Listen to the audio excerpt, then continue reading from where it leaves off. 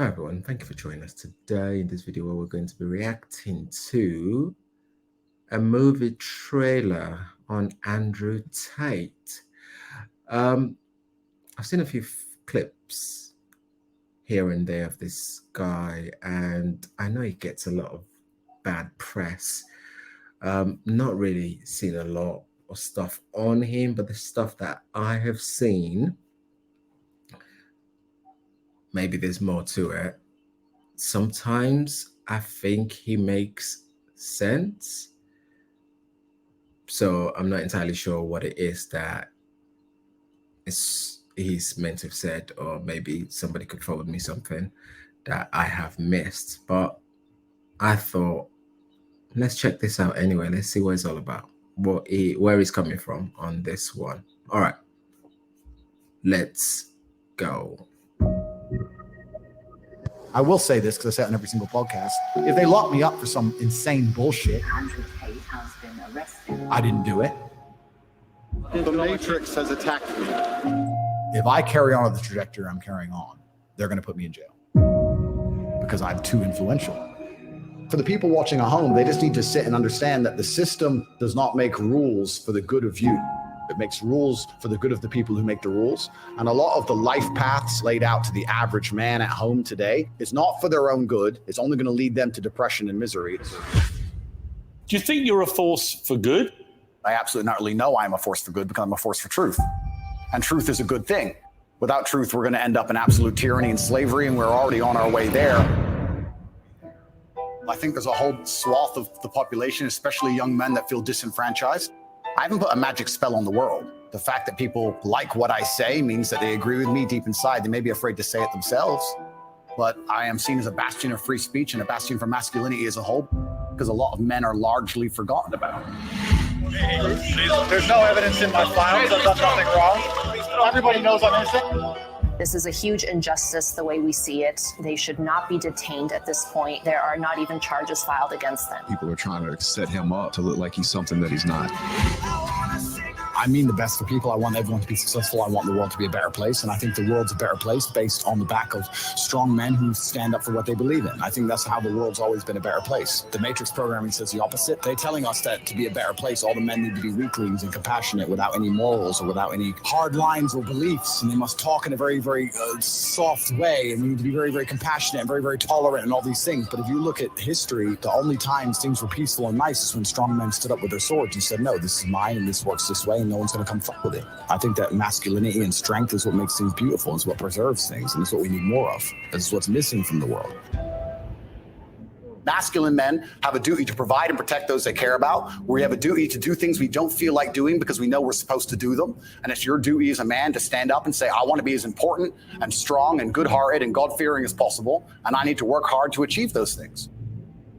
If you cannot control your own mind, then you are just a feather in the wind of life, because your own mind is the only thing you can control. You can't control the weather. Right. You can't control other people. You can't even control whether your heart stops beating. You might have a heart attack tomorrow. You can't control anything besides what you think. There's no such thing as too much masculinity if it's genuinely masculine. Genuine masculinity is not out here to hurt people. It's absolutely the opposite. It's out here to protect. And when bad things happen, they call traditionally masculine men. If you need a firefighter, you need a masculine man. When you call the police because of the problem you had, you want masculine men. And as soon as a woman or a man is in trouble, when you look for backup, you look for masculine men. And masculine men have a duty to provide and protect those they care about. We have a duty to do things we don't feel like doing because we know we're supposed to do them. And that's why we stayed in the Titanic and died. And the dangerous thing about overly emotional men is that they're dangerous. They're genuinely dangerous. This is what's crazy. All these people who talk about toxic masculinity and how bad it is for men to be traditionally masculine. A traditionally masculine man does things he doesn't feel like doing because it is his duty to do them. He charges into the building because it is his duty. Not because he feels like it, because it is his duty. We're now teaching the new generation of men that they don't have duty and they can just act on their feelings and act how they feel, and they don't have to act as a man should. Do you know what happens when you get men who just act how they feel?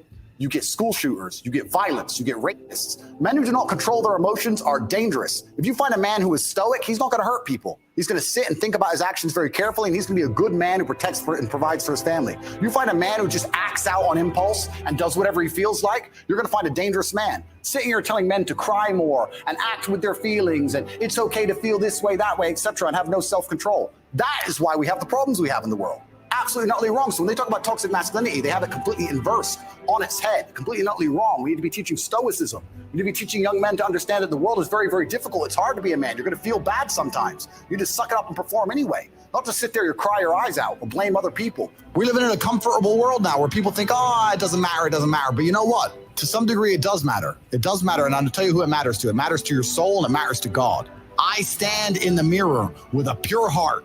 I know I am the best version of me that could possibly ever exist. I know that God is proud of me. There's nothing that God hates more than sloth and laziness. If God were to create a man and that man were to sit around and do fuck all, God will frown upon you. It's why you're never lucky. If you're listening to this and you think I'm never lucky, I'll tell you why, because God dislikes you because you're fucking lazy. Start to work, start to show God the beauty of his own creations. You'd be amazed how lucky you'll become. Wow. God is unhappy with these people.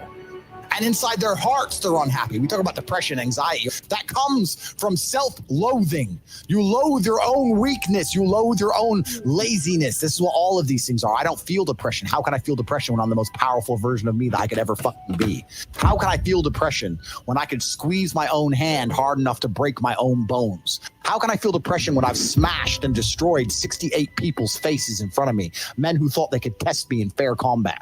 How can I feel depressed? It's impossible. Do you understand? Wie Selbstständige und Unternehmer in Deutschland ihre Steuerlast halbieren können. Hier sind sie. You love me. Andrew Tate's one of the most wonderful human beings I've ever met in my life. I hate everything that's going on. Like, love him with all my heart. Yeah. Like, I'll die on that mountain with you, bro. Yeah. Let's get on that hill. Where's the sword? Why is the enemy of the state, so to speak? He's got the hearts of young men. Mm-hmm. He's got the hearts of young men. And that's a threat. Absolutely. I feel like men nowadays need an Andrew Tate. He's a guy who's motivating men to be men. If you cannot control your own mind, then you go through life with zero control, zero influence. You can't control anything. You're just a feather in the wind, waiting for life to blow you from happy place to sad place to happy place to sad place, completely hoping on the gods to be fortunate to you, because if any genuine discomfort comes your way, you're fucked. Because everybody's fucking distracted. They're getting distracted by this, distracted by that, watching fucking Netflix, jerking off to Pornhub like fucking jackasses. It's so easy to win if you can control your own mind. But it seems that nobody fucking can. And that's how the people who run the world keep the world running, because they have all the slaves exactly where they need them to be, permanently distracted and semi-depressed, working their asses off in jobs which will never satisfy them and never pay enough money. That's the Matrix. Hey, Andrew, how do I get like a six-pack quick? What's the fastest way to get a six-pack? Why does it have to be quick? Why does it have to be easy? Why do you think life is all quick and easy? Why can't it be hard and difficult? Why can't you suffer? Because suffering is what gives it value. If everyone had a six-pack and it was quick and easy, then it wouldn't be valuable, would it? If everyone walked around with a six-pack and they got it easily, then no one would give a shit. The whole point is that it's difficult to get. Value is linked to difficulty. If you want something that is valuable, you need something which is difficult to obtain. The fact that you just said you wanted it quick and easily shows that your whole mental model is fucked. You shouldn't be thinking about quick and easy. You should be thinking about hard, suffering, pain, going through it. That's what you should be thinking about. This is going to be hard, but I'm going to do it anyway. Because when it is done, then everyone's going to know that I went through something difficult. Why do you want it to be quick and easy? You're right. You understand how your mind is? Your mind is broken. Your mind is broken.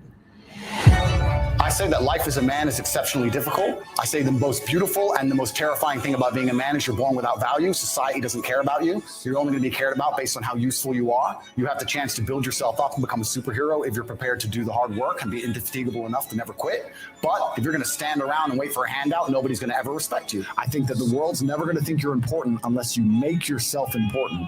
I think you get to decide what character you want to be in this movie, which is your life. You can decide if you want to be a comedian or a musician or a fighter. You get to decide what you want to be.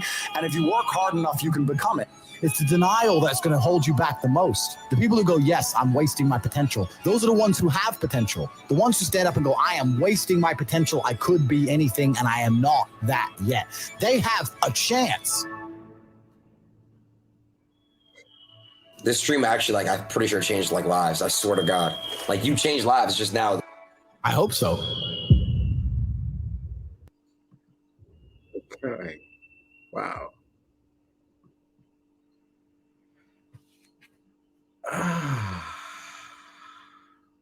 Okay.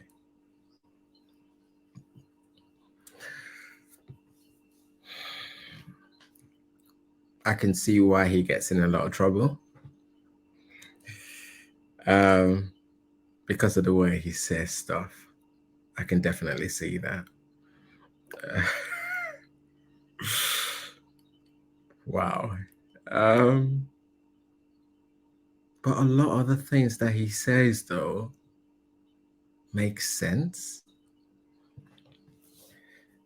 It makes sense because for a lot of us and a lot of people before our time, we were made to believe that to be able to achieve anything, you need to work damn hard for it. And nobody's going to give you anything. And as you go through life, you begin to experience that for yourself. And if you haven't laid the foundation for yourself to be able to achieve the outcome that you want or desire, you soon realize that your life and the things around you begin to crumble. But over time, as you get into the current generation that we're in, you do tend to meet a lot of young people that want quick fix. It doesn't mean that there was nobody at that time that wanted a quick fix. It just meant that it wasn't as visible as it is right now. Is it about getting the perfect body? Quick fix, okay, I'll take steroids or whatever it is that I'm going to take to be able to get there. Is it about getting grades, the best grade? Oh, how else can I skip that so I don't have to do it? Is it about making money? All right, you've got like a lot of people that are doing a lot of internet scam at the moment and flaunting this on the internet so that people can say, oh yeah, look at me, I've made some money. But then when you really delve into it, the source of income is from scamming other people, and you're like, where's your moral compass? Like, how does that even make sense? You're scamming one person to be able to flaunt on the internet that you're wealthy. It's just crazy, isn't it? Life is hard and life's a journey, and a lot of the time you got to be able to plan. Sometimes it doesn't always work out, and it's important that we recognize that. You got to make plans and make plans again and make more plans, because that way you're able to kind of build the perfect version of yourself. The one thing I think I didn't quite agree with is, which is something that I think for a lot of us growing up, you're told that men are meant to be strong and forget your emotions, they don't count. Yes, I get that. But a lot of the people that couldn't quite express and process whatever difficulty that they're going through, what happened? A lot of the time they turn to the things that are very, very dangerous, such as drugs, alcohol, and abusing the people around them as a way of releasing themselves of whatever struggles that they're getting or that they're going through. That is unhealthy, and that is very destructive. Masculinity shouldn't be toxic. It should be something that we all embrace because it is important. Feminine shouldn't be toxic. It should be embraced. Rather than trying to create a divide, we need to be coming together. And I keep saying this because we're constantly looking for where we can divide ourselves and push each other away. That shouldn't be the goal. The goal should be, where do we fit in this puzzle? We play our role. We can't have a football team of people trying to think about themselves. The team breaks down. And that's the important thing. Be the best in your position, and where you can, help the next person next to you and the next person next to you, before you know what, the team begins to form and begins to get stronger. And that's how we get a better world. We're not going to get it by pushing people away. And we're not going to get it by being clones of other people. We're not going to get it by idolizing people either. Because you get that version. We go from one extreme to where we're struggling within ourselves to then go, oh yeah, that's the part. Oh, I want to be everything like that person. What happens then is you get lost in that picture. You're important and you've got a role to play, and it's important that you come out. There's nothing wrong with looking at somebody and going, how did they do that? And try to implement whatever strategy that they have into your life to create the best version of yourself. We cannot neglect our mental health. We cannot neglect that. We have to look after our mental health. The way we do that is getting professional help to be able to go through that. It makes sense, a lot of the stuff he says, but we also still need to look after ourselves as men, women, children, whatever gender or race we are. We're just as valuable. And come on, people will say stuff, isn't it? People have got a platform to say stuff, they'll say stuff, but that doesn't mean that we can just criminalize people for saying stuff. If you don't agree with stuff, you just turn your cheek and go the other way. It doesn't. You don't have to agree with everyone, and not everybody has to agree with you. All right, that was good. I thought it was good.